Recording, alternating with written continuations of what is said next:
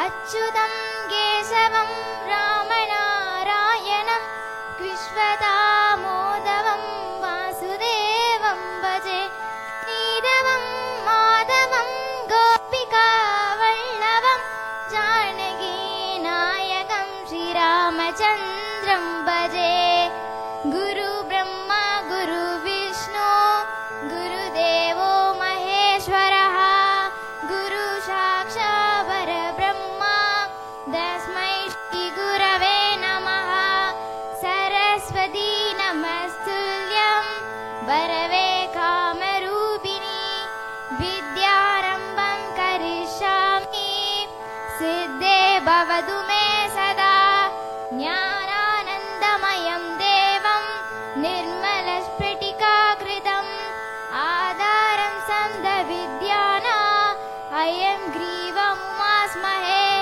बुद्धे भवन् ऋषोदयं निर्मलब्रह्मरोहता असतो मा सर्गमय तमसो मा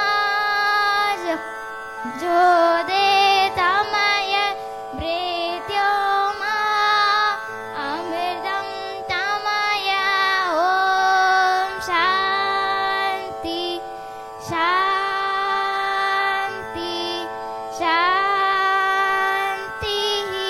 Thank you.